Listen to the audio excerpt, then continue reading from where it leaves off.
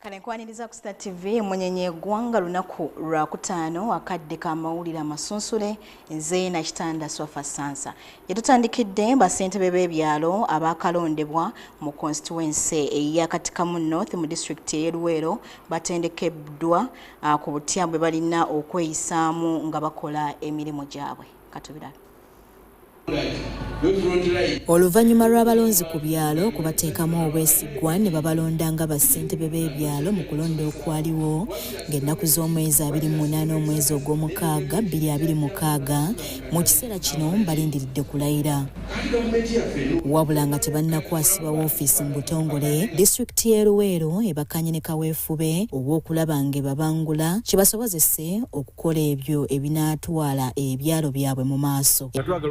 Kasente wano akola mulimu ki asuubirwamu ki rolo ye mu byenkulakulana n'okuyamba abatoko kulakulanya nebeera etya ab'emiruka munalondoola mutya PDM then abantu n'abateekateeka mutya okwenyigira mu byokwekulakulanya. Enteekateeka eno etandikidde mu constituency y'e Katikamu North era minisita owaaguno ne guli mu minisitule y'ebyensimbi n'okuteekerateekera eggwanga Sise Mulondo. Omukolo guno agwetabyeko. Ebintu ebisinga obungi babitegeera enkola ya gavumenti eyabidde baweze okutwala maaso n'okugirondoola okulaba nga abantu bonna abaganyula mu PDM. Minisita Mulondo agamba okutendekebwa kuno kugendereddemu kuzimba busobozi abakulembeze b'ebyalo era kugenda kuyamba bassentebe okutegeera bye basuubira okukolera ebyalo byabwe awamu ne bye batalina kukola. Abeerositu abapya balagiddwa obuvunaanyizibwa bwabwe mu mbeera ey'okulondoola enkola za gavumenti naddala PDM. Enkola y'ettaka basomeseddwa okulaba nga tebasala misango gya ttaka naye bagikwasaganye mu makubo amatuufu babali mu nkaayana buli omu afuna obwenkanya. Ssentebe wa NRM mu disitulikiti y'e Luweero Sambucha n'agamba okutendekebwa kuno kujjidde mu budde obutuufu n'alaga nti abamu ku bakulembeze b'ebyalo ababaddeko tebaategeera bulungi buvunaanyizibwa bwabwe nga nabwe kityo tebakoze kyali kibasuubirwamu. Pulezidenti atugamba tweyune tugende mu cooperatives tugende mu ebibiina tubikulaakulanya ebibeere by'amaanyi muteekawo akabiina nga mwagala kabbiramu mu bizinesi eyo habiti mugiveemu mubeere n'omutima ogw'investinga mu bibiina byammwe sako zibeere z'amaanyi gavumenti eziteekemu ssente nammwe mukulaakulane. Mu ngeri emu ambasada Kinobe William agamba akakiiko k'ebyokulonda keetaaga kakiteekese mu nkola okulaba nga ababeera balondeddwa mu bifo by'obukulembeze babangulibwa nga tebannatandika kukola buweereza. Tutegeeza abantu nti enkulaakulana y'abantu olusi bonna ate olusi bana ya gavumenti naye olubimbi olusigadde buli muntu alina okukola lwa bugagga bwe personal wealth. Mu kisanja kino kirugendamu nti kisanja tewali kwebaka. Tugamba buli muntu zuukuka oyingiza ki mu nsawo yo era kiki kyokola ekivaamu ssente. Olina amaanyi genda ku sayiti ozimbe, olina amagezi genda okola ebyamagezi. Okutendekebwa kuno kutambulidde ku mulamu ogugamba nti omulimu gw'abakulembeze b'ebitundu ebya wansi mu kutumbula gavumenti erimu demokrasiya nga kw'otadde n'eddembe ly'obuntu. Bassentebe abatendekeddwa bavudde mu miruka 4 egikola Katikamu North.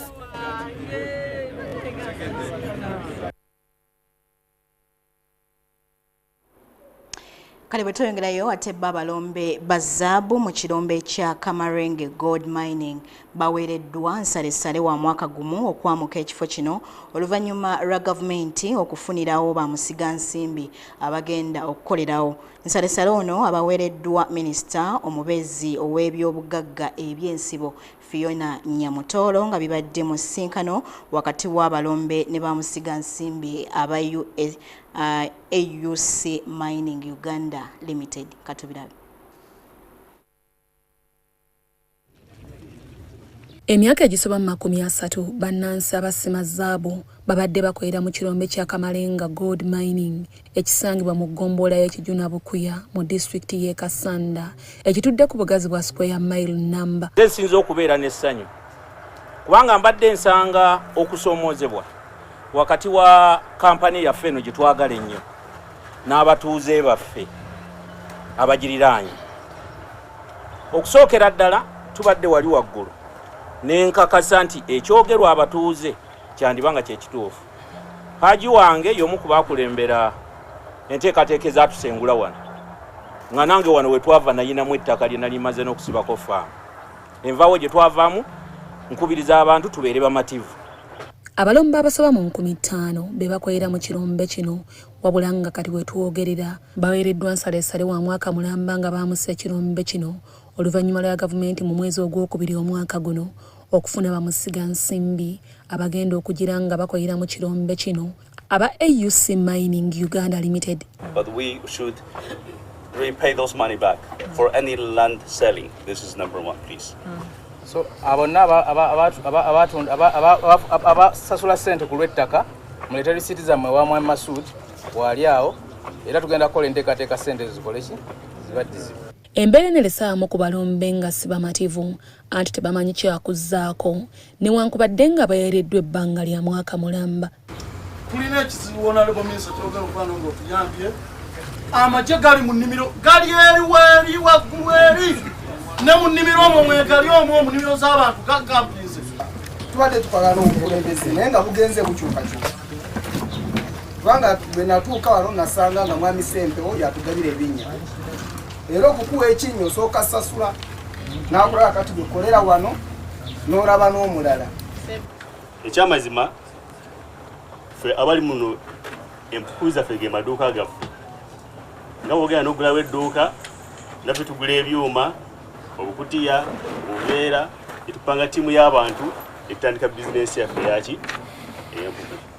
Emabega luli nga tetunakukkanya mu mateeka twasasulanga ba landlords nannyini ttaka bwekkaanya naye paka mukulu Sebagala ne ttiimu batukwatamu ne batugamba musabe licenses.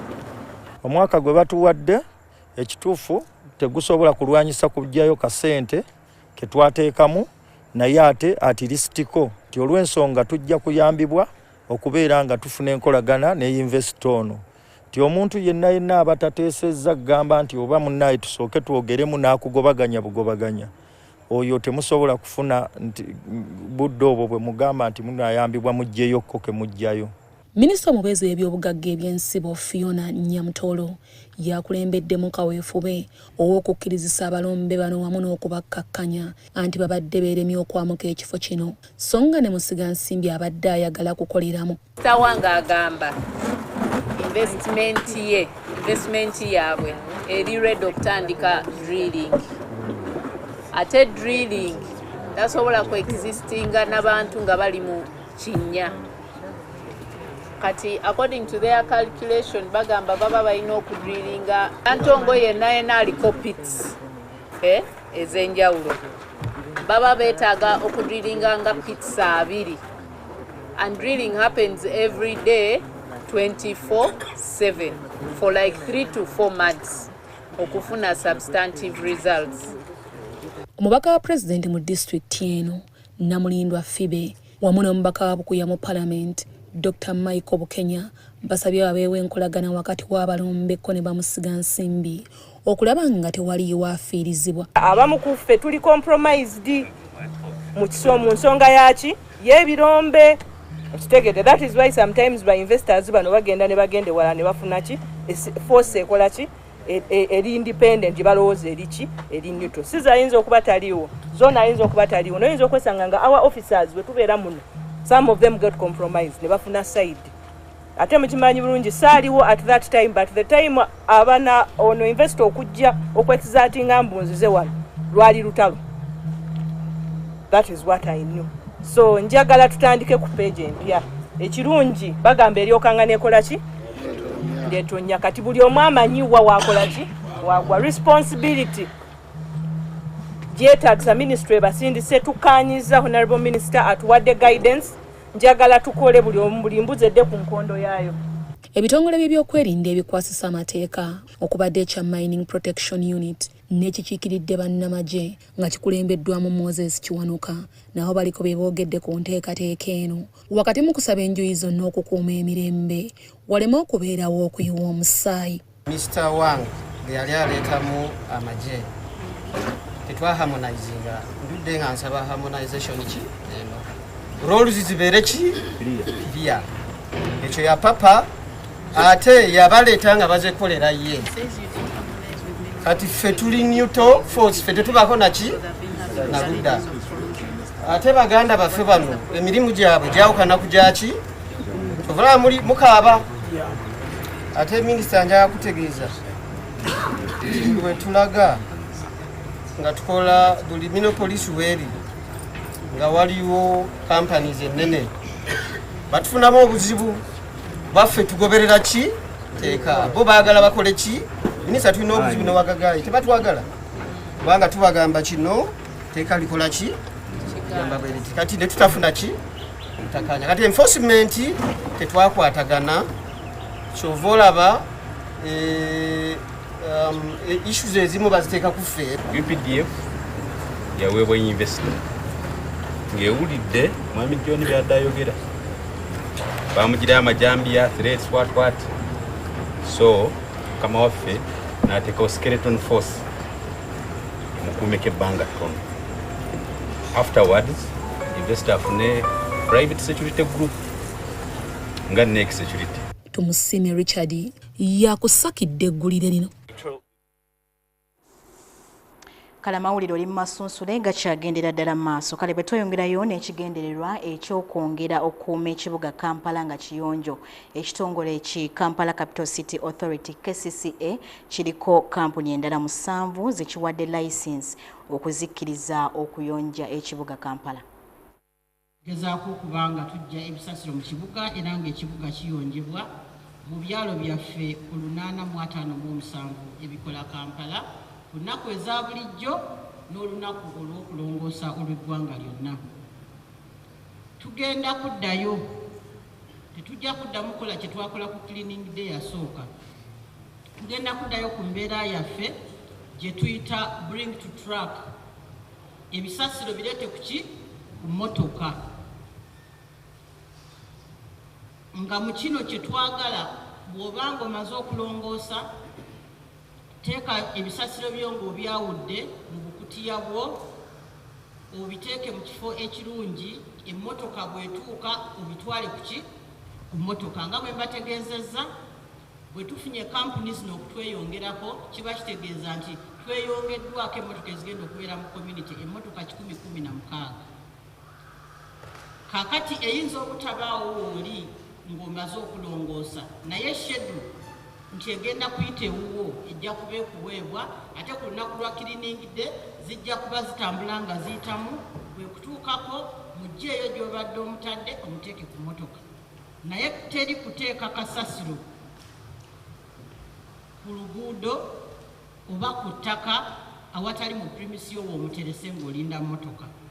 Kimenya tteeka bw'okuteeka kasasiro ku kkubo oba ku mbalaza ez'amaduuka, kasasiro w'omukuŋŋaanyiza oba omutereko obulungi paka emmotoka lwenaakola ki lwenajja. Okwawula kasasiro, tubakubiriza okwawula kasasiro nga tukozesa sisitimu gye twasalawo okutandikirako nga Kampala eya 2 bin oba ebiterekerwamu kasasiro ebibiri. Ng'ebiterekerwamu kasasiro ebyo ebibiri ogenda kuterekamu kasasiro avunda mu kimu n'ebitavunda mu kirala. Tulina already companies zetugenda okutegeeza the sanitation committees n'abalala betugenda okusomesa wiiki ejja ezigula ebintu ebyo ebitavunda olwo birongoosezza bulungi. Naye ate ne bano bennyini abasolooza basobola obisolooza ne babitwala ng'oba tofunye eki abigula. Kaakati yawula kasasiro osobole okufuna esente ku ebyo booteresa ebitavunda, naye era olina okuba nga osasula ebintu bino okuba nga babikuggyako. Waliwo ensonga y'abasolooza kasasiro, ab'obugaali, aba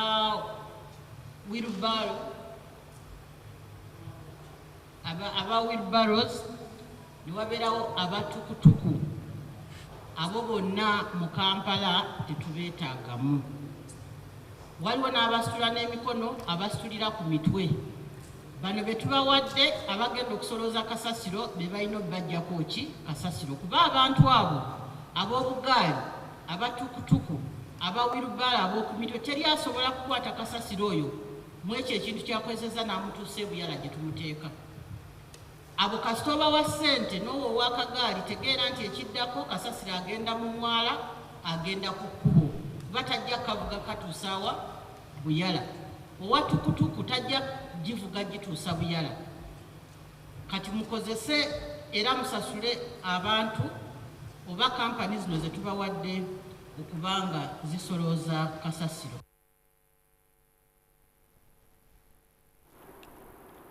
Kale yo nga tuvuddeyo mbwe tweyongerayo ate babaka ba Parliament batadde abakulu mu Ministry y'ebyobulamu ku nninga okunnyonnyola lwaki abantu ba bulijjo bagibwako ssente mu malwaliro ate aga gavumenti naddala bwekituuka ku kufuna obuyambi ku nsonga okuli x-ray, CT scan n'ebirala. Mu kubaanukula omuteesiteesi omukulu mu Ministry eno Dr. Diana Atwine ategeezezza nga ssente zino bwe zeeyambisibwa mu kuddaabiriza ebimu ku byuma bino wabula tebakikola mu kunyigiriza bannansi.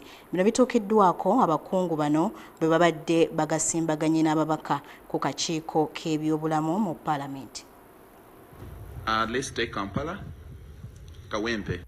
Thank you very much, Chairperson, Honorable Chairperson, Honorable members and colleagues.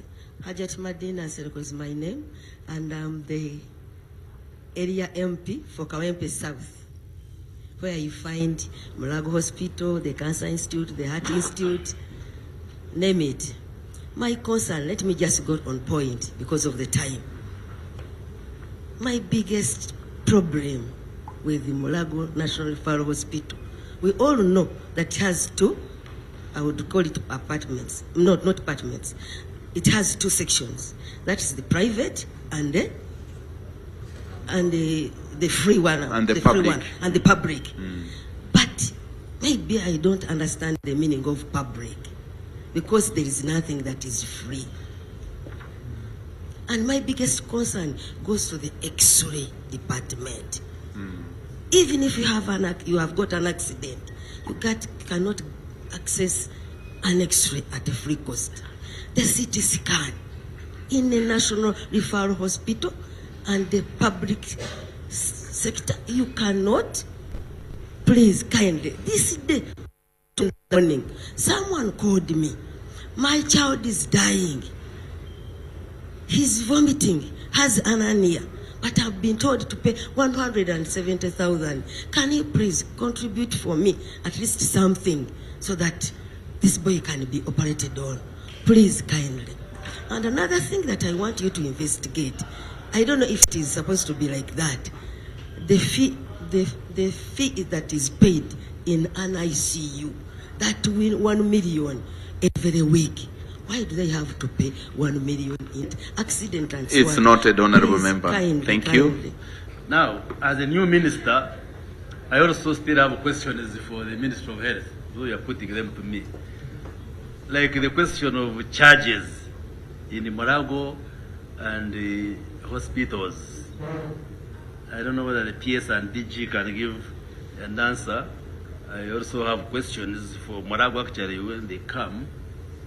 Because in the hospitals, from a district hospital, which is sometimes called a general hospital, upwards, the policy allows for grade A, grade B services, where you have services, the public, and then private wing, where if, for instance, me who can afford goes to Masaka Regional Referral Hospital, and I don't want to line up with the rest of the public, I can go to the private wing, pay, and then I am handled. That provision is there. But I have been having the same questions about charging and the exemption criteria. I have visited two major hospitals, Kawale and Mbarara, and I will be visiting others. In Mbarara, for instance, CT scan, the management, it's an issue which we are handling. they told me they charge 400,000. When the media was interviewing the management, they talked of 200. Then I saw on a clip from Mubarak's visit, somebody complaining that the official charge is 200, but when you reach there, the workers ask you for an additional 200. So there are those issues which we are confronting. But we shall have to streamline that so that somebody who is an indigent, a poor person, should be able to get a service when he goes to Marago. The same thing I have asked my brother, Dr. M. Cancer Institute. Somebody comes from Kanungu, is poor, cannot raise. So why should that person be chased from Marago or from Barara or from Uguru Hospital? So, but I want the team which has been the ministry to answer to it. But it's one concern that I have as a new minister, which we have to streamline, that the services should be affordable and accessible by the people of Uganda, the public side in the hospital. But maybe Diana and the Professor R, you could do. Then finally, for my part, Honorable Zake, I think I will interact with you. You are a whistleblower. You give me the charges. The charges came about, and I think when the hospitals come here, they'll be able to talk more about private versus the general and the method of giving of exceptions. We put mechanism in hospitals to give exceptions.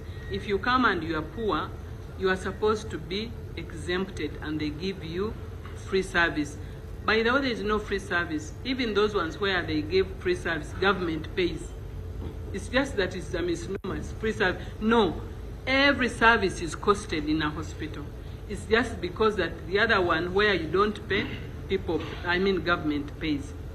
But the money that we are charging, for example, for the CT scan, is because the expense of maintenance is extremely high.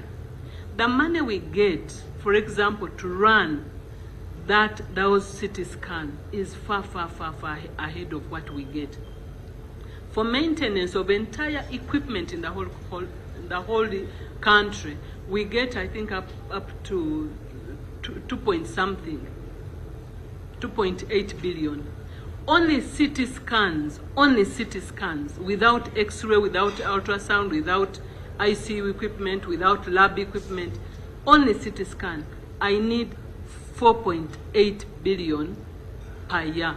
And that is just maintenance. But when, like now I have a machine that broke down in Arua, that it requires 500 million to replace that, but I don't have that money.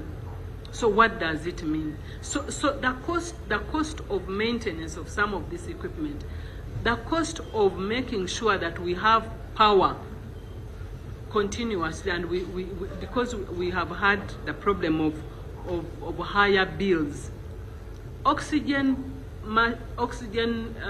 machines that we bought, they are big guzzlers of power. Oxygen plants. Yet the money we receive is a quarter of what is needed. So what happens?